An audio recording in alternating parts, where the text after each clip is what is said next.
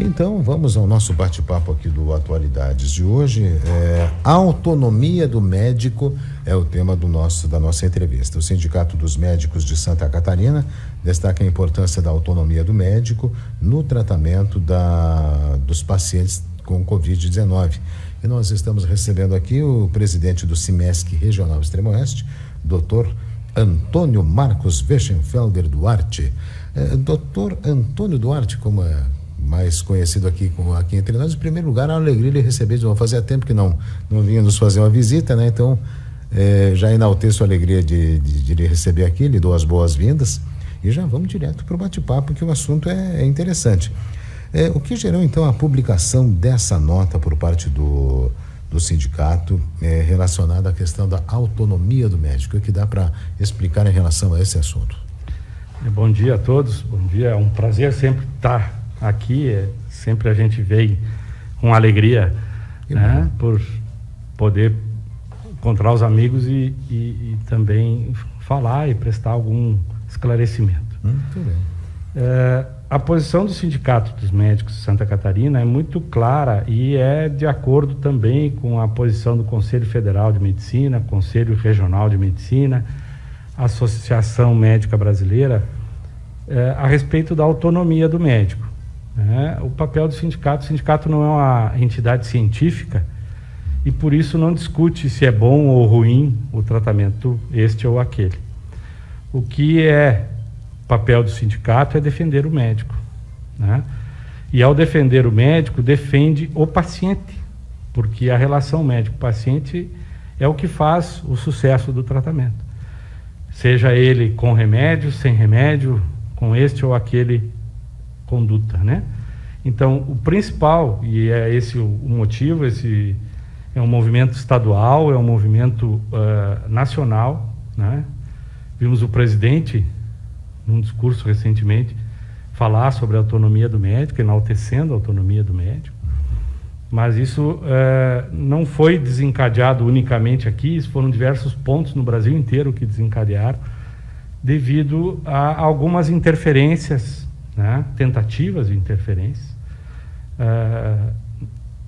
vindas de meios não médicos, né, que queriam impor este ou aquele tratamento ou conduta, né, ao médico, de forma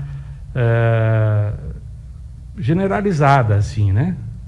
Então, é uma postura que a gente repudia veementemente, não podemos aceitar, é um risco altíssimo para o paciente, né?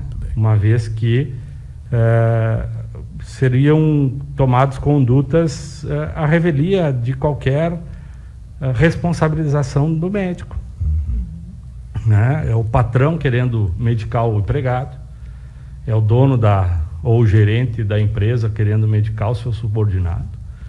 E isso é uma relação de poder e de mando, então não pode acontecer dessa forma.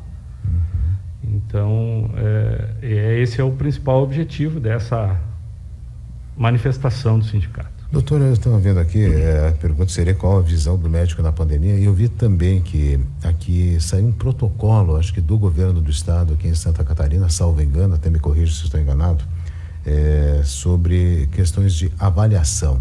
Qual a posição do sindicato também em relação a isso? A posição do sindicato é muito clara. O médico tem que ter a sua autonomia para tomar a decisão de quando vai tratar ou com o que vai tratar, tá? O Estado tem as medidas, um protocolo federal, né, como a gente diz, referenciado, avalizado pela Divisão de Vigilância Epidemiológica do Estado, que diz sobre quem que deve ser, especialmente a questão dos exames e do afastamento, né? No protocolo do Estado não fala de tratamento. Então a gente tem o apoio do sindicato, acho que são decisões tomadas de forma técnica, de acordo com os estudos disponíveis. No início da pandemia a gente tinha um tipo de exame só, né? O exame que chama de PCR, RT-PCR, que é o exame que vai para fora, que demora tempo. Depois vieram os testes rápidos, né, imunológicos, detecção de IgM e IgG, e isso depois, com o andar da pandemia, se viu que eles são mais tardios, né?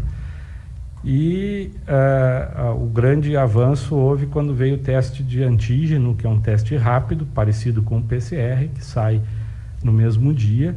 E São Miguel do Oeste foi pioneiro, no Grande Oeste, foi o primeiro município a ter esse teste, que é o teste do cotonete, né? Todo Sim. mundo conta, né? Eu fiz, qual tu fez? Eu fiz o do cotonete, eu fiz o de sangue.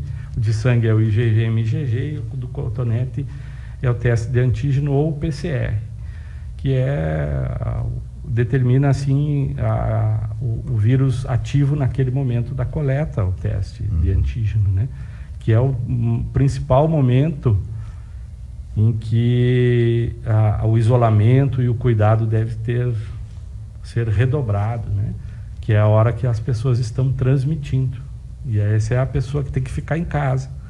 Essa pessoa tem que ficar em casa, tem que se cuidar, tem que se proteger, porque é daí que dissemina. Doutor, a gente sabe que tem muita polêmica envolvendo o tratamento precoce e muita gente que não é informada em medicina dando palpite e informando. Se a gente olhar a rede social, a gente se apavora com os comentários. O senhor podia esclarecer, pelo lado do médico, o que é esse tratamento precoce, de uma forma correta, para que as pessoas possam entender e também não se automedicar? Exato. Muito bom. O tratamento precoce, ele está colocado desde o início da pandemia como sendo tratamento com medicações, hidroxicloroquina, cloroquina, ivermectina, vitaminas, e cada pouco está se acrescentando alguma coisa a esse tratamento. Já hoje são 9 ou 10 drogas diferentes usadas. Isso, como tu disse, muita gente fala e coloca na rede social e faz vídeos como se fossem cientistas e não são.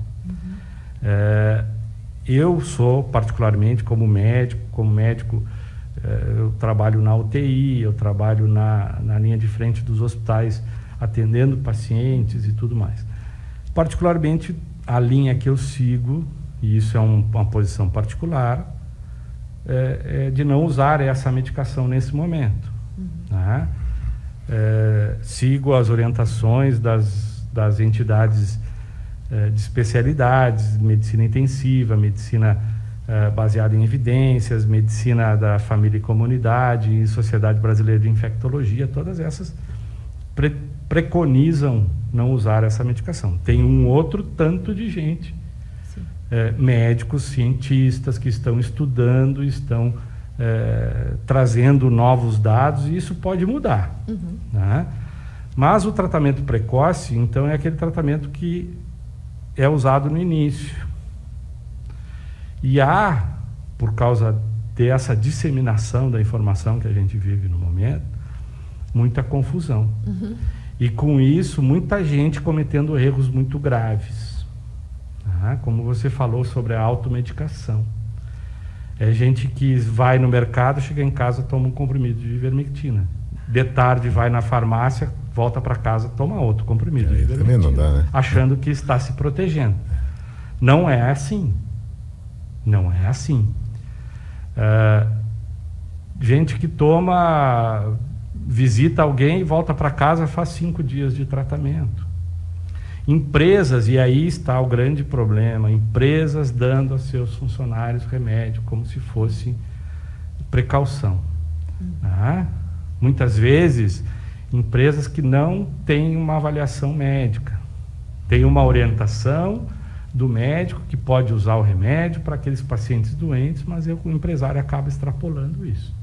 Porque ouviu de alguém, tem algum parente médico que orienta de uma forma remota. Não, isso é o principal objetivo dessa manifestação do sindicato. Não é para dizer que não é para usar o remédio, é para dizer que tem que ser visto pelo médico.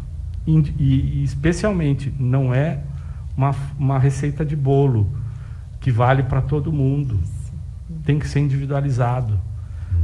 O indivíduo que está doente, Seja ele no primeiro, no segundo dia do seu sintoma, começou com dor de cabeça, com coriza, com tosse, com febre, com diarreia, com dor no corpo, ele tem que ser visto pelo médico. Né? Seja o médico adepto ou não adepto do tratamento, e aí ele vai seguir o que esse médico, em comum acordo com ele, determinar, e vai fazer o tratamento ou não. Né? E não cabe, acho que a discussão sobre o tratamento precoce ainda precisa ser muito feita. A gente vê alguns lugares onde se preconiza o uso e não dá certo. Né? Eu trabalho na prefeitura, vocês sabem, e lá na vigilância epidemiológica a gente faz a análise das coisas. Né? E a gente tem feito uma análise de acordo com a estatística de óbitos e de casos. E se vê que São Miguel, eu trouxe aqui até, numa lista onde a gente tem Natal, no Rio Grande do Norte, Gramado, Passo Fundo, Frederico Westphalen, Porto Feliz e Itu, em São Paulo, Búzios, Cabo Frio, Rio das Ostras, no Rio de Janeiro, aqui de Santa Catarina, Chapecó, Joinville, Maravilha, São Miguel, Xanxerê, Xaxim, Itajaí, Francisco Beltrão, Pato Branco, Foz do Iguaçu, extrapolando, né, estado de Santa Catarina, Brasil, Itália, Portugal e Estados Unidos. Fazendo uma análise dos números desses lugares, São Miguel do Oeste é o que tem o menor índice de mortalidade quando a gente compara. Olha só, interessante. Dividindo, pegando o número de óbitos para o número de habitantes. Então, São Miguel tem, no dado levantado dia 29, nós temos 84 óbitos por cada 100 mil habitantes. Se São Miguel tivesse 100 mil habitantes, não tem, sim, mas é um dado proporcional onde a gente nivela todos os dados com a mesma base. Ou seja, a gente sabe dizer que Chapecó, por exemplo, tem 200 óbitos para 100 mil habitantes. Tá? A média do estado de Santa Catarina é 146. A média do Brasil é 149 óbitos para cada 100 mil pessoas. Isso é um dado estatístico, científico, e que analisa o sucesso do que se está fazendo. Então, são coisas que a gente precisa saber analisar. E o que está acontecendo é que o analista do Facebook, do WhatsApp, não vê isso. Porque eu tomei o remédio e não tive nada, ou eu não tomei o remédio e me curei. Então, cada caso é um caso. Cada caso é um caso. O uso indiscriminado desses medicamentos, inclusive, pode causar problemas de saúde, né? Exatamente. Isso é um grande problema. Né? Os defensores do tratamento precoce combatem essa situação, dizendo que se for usado da maneira correta, não causa. Concordo. Né? Doses ajustadas a cada paciente, monitoradas pelo médico. O que não pode acontecer que eu exemplifiquei antes. Tomar 5, 10 comprimidos de remédio sem necessidade. Isso pode dar problema com ivermectina, com hidroxicloroquina, com dipirona, com paracetamol, com soro fisiológico, com gotinha, com AS infantil, com qualquer remédio. Qualquer coisa. Agora estamos entendendo com a sua resposta porque dessa polêmica toda, principalmente em relação a essa questão do tratamento precoce, que o que se polemizou isso nos últimos dias, doutor, meu Deus do céu. Aqui desculpa interromper, a Marli Arenhart, ela disse o seguinte: o doutor falou tudo, falou o que eu queria saber para os demais, inclusive. Entenderam ou pede para o doutor desenhar? É verdade, é verdade. Está bem esclarecido, né? Doutor, eu vou agradecer muito assim a sua disponibilidade. Eu sei na correria toda, né, que o dia a dia tem sido muito puxado, em dar uma chegadinha até o nosso estúdio aqui, a gente poder lhe rever também, porque fazia tempo que a gente não conversava mais. Que não dá mais tempo para a gente agregar mais informações a isso. Eu vou deixar à disposição então para mais alguma colocação, algum conselho, alguma coisa que o senhor queira falar, fique bem à vontade.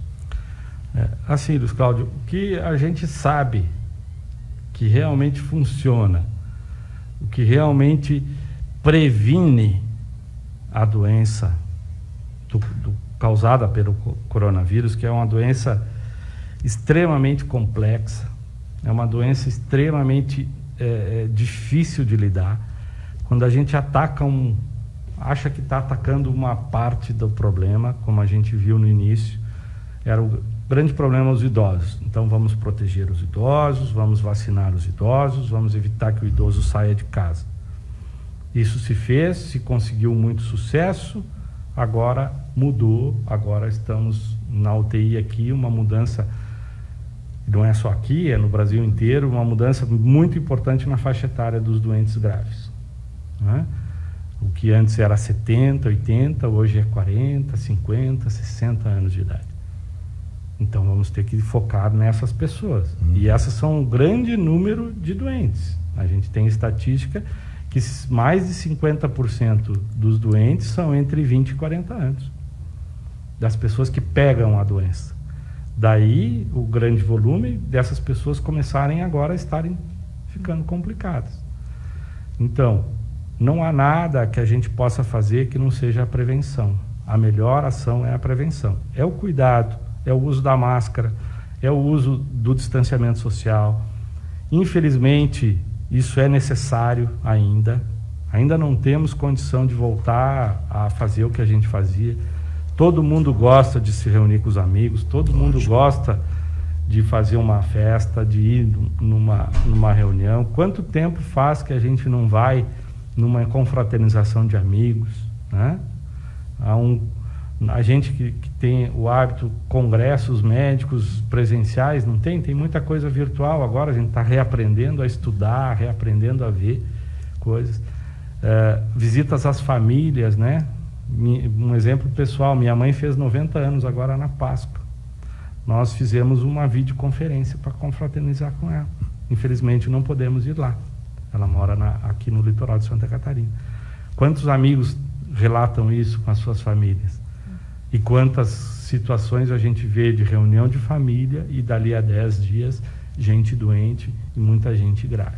Então, é a prevenção, seguir as orientações que tem que seguir. Doutor, muito obrigado mais uma vez pela sua visita, pela sua presença. Conversamos aqui com o doutor Antônio Duarte, que preside o CIMESC Regional Extremo Oeste, trazendo essas informações aqui para os nossos amigos ouvintes.